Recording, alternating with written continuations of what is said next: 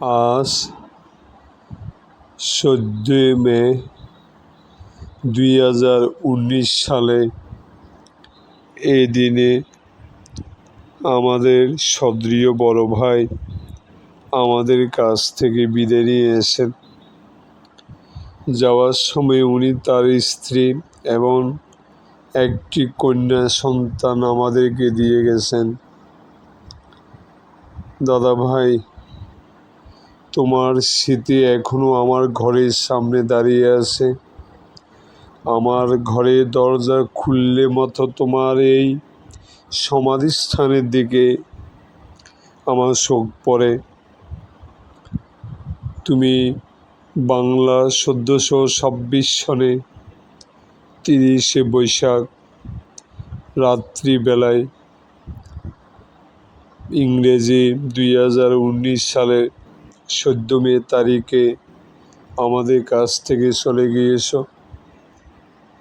কিন্তু তোমার কথা প্রতি বছর বারবার মনে পড়ে। তোমার অনেক স্মৃতি আমার অন্তরে ধারণ করেছি দাদাভাই। বড়দা, তুমি আমাদের পরিবারের সবচেয়ে বড় সন্তান এবং খুব মেধাবী সন্তান ছিলেন। বড় দাদার মতো মেধাবী আমাদের পরিবারে আর কেউ ছিল না। বড়দা অনেক ছাত্র আজকে সমাজে বড় বড় স্থানে অধিষ্ঠিত হয়েছে। আমার বড় ভাই কোনো স্কুল শিক্ষক ছিলেন না, তবে তিনি গৃহ শিক্ষক ছিলেন।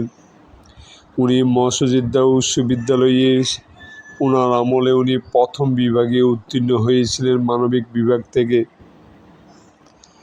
বড়দা বন্ধুরা এখনও দেখলে আমাদেরকে বারবার জিজ্ঞাসা করে যে তোমার ভাইয়ের মতন মেধাবী আমাদের বেজে কেউ ছিল না।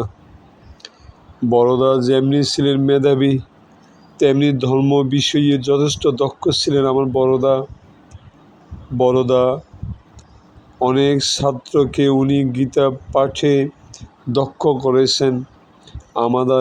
আমাদের এলাকা অনেক ছাত্র ওনার থেকে গীতা শিক্ষা গ্রহণ করে আজকে গীতা পাঠক হয়েছেন।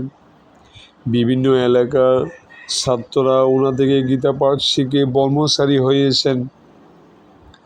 দাদাভাই, তোমার স্মৃতি এখনও আমার কাছে প্রায় সময় মনে পড়ে। বড়দা, তোমার কথা আজকে বারবার মনে পড়তেছে। তোমার ভয়ে আমরা কোনো বড় কথা বলতাম না।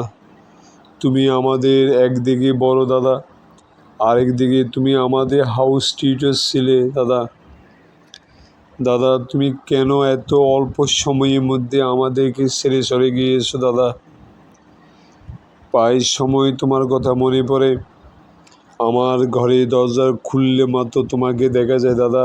তুমি আমার ঘরের সামনেই আসো দাদা, তুমি আরামে ঘুমিয়ে আসো এই প্রকৃতির ছায়া তলে। কিন্তু তোমাকে আমরা কখনো ভুলতে পারবো না বড়দা। আমার বড় ভাইয়ের নাম ছিল রঞ্জয় দত্ত, যিনি ছোটো কুমিরা থেকে আরম্ভ করে বড় কুমিরা প্রত্যেকটা জায়গায় ওনার অনেক ছাত্র ছিল। উনি বাড়িতে বাড়িতে গিয়ে প্রাইভেট পড়াতেন। উনি সব সময় সত্য কথা বলতেন, সততা ও আদর্শ নিয়ে চলতেন। এর জন্য গ্রামের মানুষরা ওনাকে খুবই ভালোবাসতেন। কিন্তু দুর্ভাগ্যক্রমে ওনার হঠাৎ করে একটা রোগে আক্রান্ত হয়ে অনেক চিকিৎসা করেছিলেন দাদাভাই, কিন্তু তুমি সুস্থ হও নাই। তুমি যে এত অল্প সময়ের মধ্যে আমাদের ছেড়ে চলে যাবে কখনো ভাবতে পারিনি দাদাভাই। তোমার স্মৃতি, তোমার মেয়ে সন্তানকে এখনও তোমার আদর্শ নিয়ে চালানোর চেষ্টা করতেছি আমি দাদাভাই। আমাদের পরিবারের সবাই তোমার কথা বারবার মনে করে।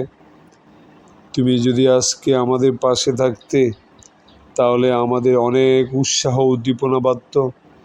তুমি আমাদের অভিভাবকের মতো ছিলে, আমাদের পরিবারের সবচেয়ে মেধাবী ছিলে দাদাভাই তুমি।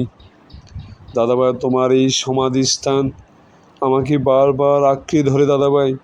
দাদাভাই তুমি যেখানে থাকো না কেন ভালো থাকো, সুস্থ